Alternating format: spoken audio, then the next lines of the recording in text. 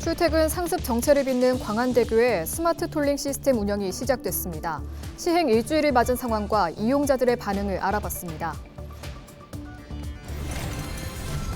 7일 오전 부산 모든 지역에 많은 눈이 내렸습니다. 낮은 기온에 눈이 쌓이면서 올겨울 부산 지역 첫 적설량을 기록했습니다. 부산경찰청이 에어부산 항공기 화재 사고와 관련해 승객 수화물을 확인하기 위한 CCTV 영상 확보에 나섰습니다. 경찰은 7일 김해구 국제공항을 압수수색했습니다.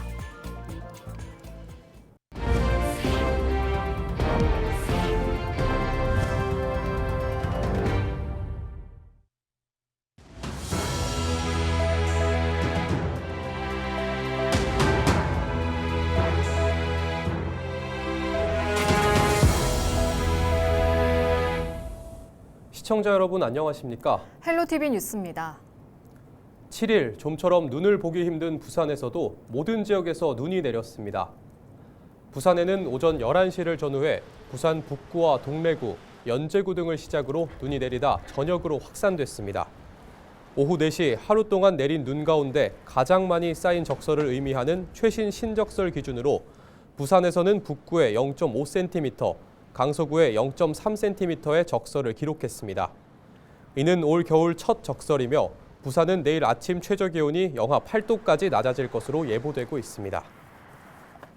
부산 지역은 한반도로 접근하는 기압골 안의 불안정에 의해서 소낙성 눈 구름대가 발생해 빠르게 이동하며 눈이 내렸습니다. 8일 아침 최저기온이 영하 8도까지 낮아지겠으니 급격한 기온 변화로 인해 농작물 냉해 피해가 없도록 유의하시고 면역력 저하 등 건강관리에 각별하게 유의하시기 바랍니다. 부산에서 출퇴근길 상습 정체 구간으로 꼽히는 광안대교에 스마트 톨링이라는 시스템이 운영되기 시작했습니다. 하이패스처럼 멈추지 않고 통과하는 방식인데요. 어떤 변화가 나타났을까요? 권정숙 기자의 보도입니다. 부산 수용구에서 해운대구를 잇는 7.42km의 광안대교. 부산을 상징하는 명소지만 하루 평균 통행량이 11만 대나 돼 출퇴근길 상습 정체 구간이기도 합니다. 그래서 도입된 게 스마트 톨링입니다.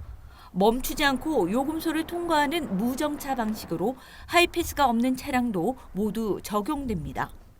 하이패스나 사전 등록 차량은 지정한 계좌에서 그 외 차량에는 납부서가 문자와 고지서로 통지됩니다. 진출입로 5곳에 설치돼 2월부터 운영됐는데 초기 요금소에 정차하던 차량도 지금은 정차하지 않고 통과하면서 운전자들의 반응도 좋습니다. 실제로 좀 빨라진 것 같습니다. 톨게이트라는데 무정차에서 통과하니까 훨씬 좀 빨라지는 것 같습니다.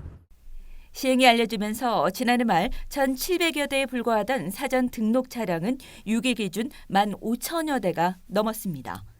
현금을 내던 차량의 요금소 통과 속도도 평균 30km에서 60km로 2배 증가하면서 부산시설공단은 요금소 정체 구간도 95% 해소된 것으로 분석했습니다. 당초에 현금 징수, 면제의 통행 차량들이 스마트 톨링으로 자동 후불 정산되기 때문에 요금소의 지정체가 사라졌습니다. 그래서 소통이 원활하게 된 거죠. 전국 지자체 유료도로에서 처음으로 도입된 무정차 시스템이 시행된 지 일주일. 남아있는 기존 요금소 시설물은 올해 말까지 모두 철거되고 요금소에서 근무하던 수납원들은 다른 부서로 이동해 근무하고 있습니다. 남은 문제는 왕복 8차선 광안대교의 진출입 병목 현상. 공단은 올해 말 광안대교 접속도로와 내년 1월 만덕 센텀 대신도가 개통되면 차량이 분산돼 병목 현상이 어느 정도 해소될 것으로 보고 있습니다. 헬로티비 뉴스 권정숙입니다.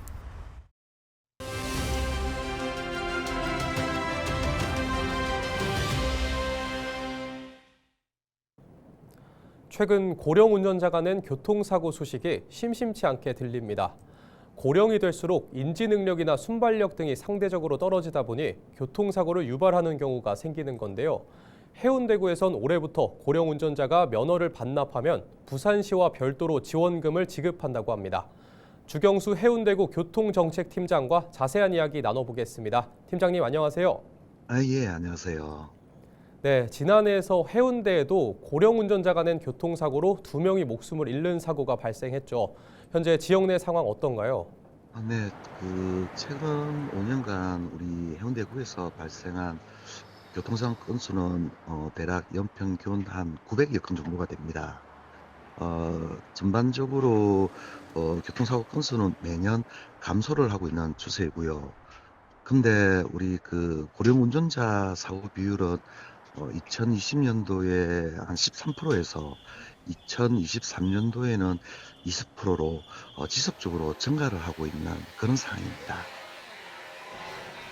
네, 그렇다면 이번에 해운대에서 시행하는 고령자 면허증 반납 지원금 정책 어떤 내용인지 구체적으로 소개 부탁드립니다.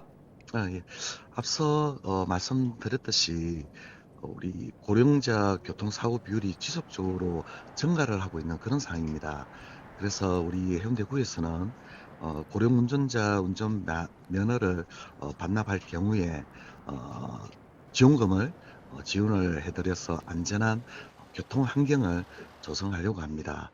반납일 현재 해운대구에 주민등록이 되어 있는 75세 이상 어르신이 면허증을 반납할 경우에 한 분당 10만 원의 현금을 지원해 드립니다. 그리고 신청은 가까운 거주지 동행정복지센터에 운전면허증을 소지하시고 방문을 하셔 직접 신청을 하시면 됩니다. 네, 이외에도 해운대에서 추진 중인 교통 문화 개선 정책에는 어떤 것들이 있을까요? 예. 우리 구에서는 안전한 교통 환경 개선을 위해서 다양한 사업을 추진하고 있습니다. 관내 초등학교와 그리고 교통사고가 잦은 교차로 중심으로는 교통체계 개선 사업을 추진하고 있고요. 그리고 안전한 보행로 확보를 위해서는 보행 환경 개선 사업도 지속적으로 시행을 하고 있습니다. 그리고 교통사고 발생 위험이 높은 지역을 중심으로 횡단보도에는 투광기를 그리고 시각장애인용 음량 신호기도 같이 설치해서 보다 안전한 교통 환경을 조성하려고 많은 노력을 기울이고 있습니다. 물론 시설 개선도 중요하지만 이외에도 운전자와 보행자의 교통안전 시민 의식을 높이기 위해서 교통안전 캠페인 같은 교통문화 개선 활동도 지속적으로 이어나가고 있습니다. 결과 국토교통부에서 시행한 2024년도 교통문화지수 실태조사에서 우리 해운대구가 A 등급을 받았습니다. 이는 우리 구의 교통안전 개선 노력의 결과라고 저희는 생각을 하고 있습니다. 네, 팀장님 오늘 말씀 고맙습니다.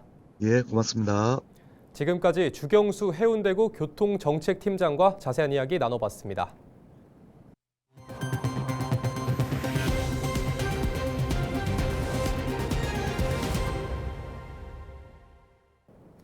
지난달 28일 김해공항에서 발생한 에어부산 여객기 화재 사고와 관련해 경찰이 김해국제공항을 압수수색했습니다.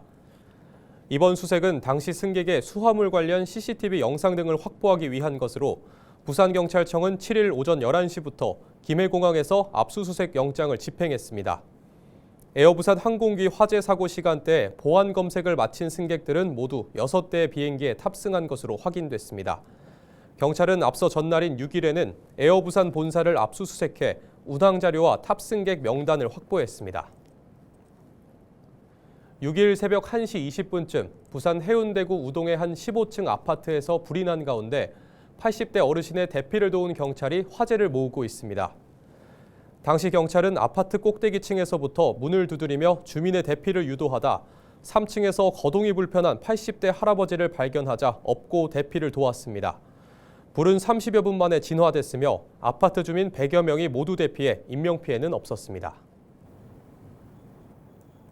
7일 정오를 기해 부산 전역에 강풍주의보가 발효된 가운데 부산해양경찰서가 연안안전사고제 관심을 발령했습니다. 이번 조치는 부산 지역의 강한 바람과 너울에 의한 높은 파도가 예상되는 데 따른 것으로 영도구와 해운대구, 남구 등 저지대 해안 산책로는 침수도 우려되고 있습니다. 이에 해경은 연안 위험구역과 항포구를 중심으로 순찰을 강화하고 낚시어선 등 다중이용 선박과 장기 계류 선박 안전사고를 대비하고 있습니다.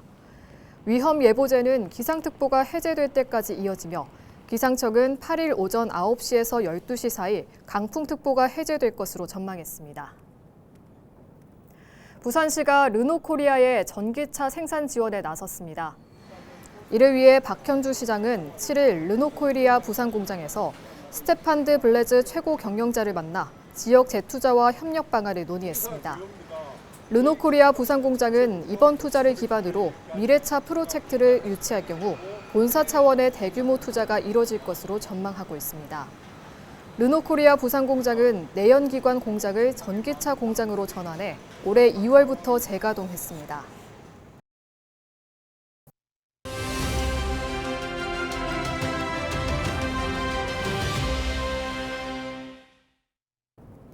노로바이러스 감염자 수가 늘어나고 있습니다. 쉽게 전염될 수 있어 주의가 필요한데요.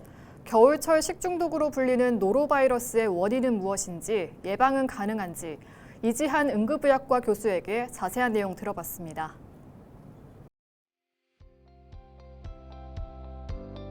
노로바이러스는 급성 위장관염을 유발하는 전염성이 매우 강한 바이러스입니다. 주로 오염된 음식물을 섭취하거나 감염된 사람과 접촉했을 때 감염이 됩니다. 특히 겨울철에 유행하고 소량의 바이러스만으로도 쉽게 감염될 수 있습니다. 노로바이러스에 감염되면 하루 이틀의 잠복기가 지난 뒤부터 다음과 같은 증상이 나타나게 됩니다. 주요 증상으로는 갑작스러운 구토와 설사 증상이 있고요. 그 외에 복통, 오한, 발열, 그리고 메스꺼움이나 두통, 근육통이 동반됩니다. 일부 환자는 무증상이지만 전파도 가능합니다. 노로바이러스는 사람 간 접촉 및 오염된 환경에서 쉽게 전파됩니다. 감염 위험이 높은 환경으로는 음식점, 학교, 유치원, 병원, 요양시설 등 사람이 많은 곳이 되겠고요. 덜 익힌 굴이나 조개류, 해산물이나 오염된 물을 섭취를 통해서 감염될 수 있습니다. 공동 화장실, 공공장소 손잡이, 엘리베이터 버튼 등을 통해서도 감염될 수 있습니다. 네, 노로바이러스는 치료제가 없어 예방이 가장 중요합니다. 첫째로 손 씻기를 철저히 하셔야 하는데요. 비누를 사용해서 30초 이상 손을 씻고 화장실 이용 후나 음식 조리 전에 손 씻기가 필수입니다. 그 외에도 음식물 위생 관리가 필요합니다. 굴이나 조개류는 85도 이상에서 완전히 익혀서 섭취를 하시고 오염 가능성이 있는 물은 끓여서 마셔야 됩니다. 그리고 환경 소독도 철저히 하셔야 됩니다. 오염된 표현, 예를 들어서 문골이나 변기, 식탁은 락스 희석액으로 소독을 하고 감염자의 구토물이나 분변은 즉시 소독 후 처리하셔야 됩니다. 그리고 감염자의 격리가 필요합니다. 감염된 경우에는 학교나 직장 출근을 자제하시고 그리고 구토물이나 배설물 처리는 장갑이나 마스크 착용 후 수행하셔야 됩니다. 노로바이러스는 한 번 걸려도 면역이 생기지 않아 재감염 가능성이 높습니다. 항상 개인 위생을 철저히 하셔야 되겠습니다. 경상남도 정책자문위원회 2기가 7일 출범했습니다. 1기에 이어 박재환 전 기획재정부 장관이 위원장을 연임합니다. 인구복지와 지역활력, 산업경제, 균형발전으로 모두 4개 분과위원회를 꾸려 운영됩니다.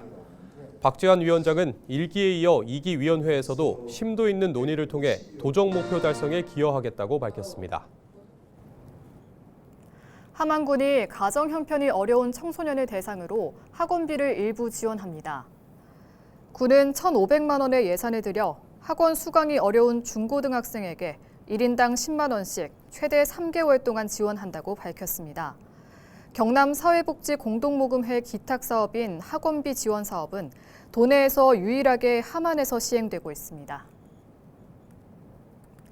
7일 새벽 5시 45분쯤 부산 북항 4부두의 132톤 유조선에서 기름이 유출되는 사고가 발생했습니다. 이 사고로 유출된 기름이 광범위하게 확산해 선박 주변 100m의 오일 펜스가 긴급 설치됐고 해경과 관계기관이 방제 작업을 벌였습니다. 해경은 신속한 작업을 위해 북항 4호부두 통항 선박들은 협조와 안전 운항을 당부했습니다. 이상으로 뉴스를 마칩니다. 시청해주신 여러분 고맙습니다.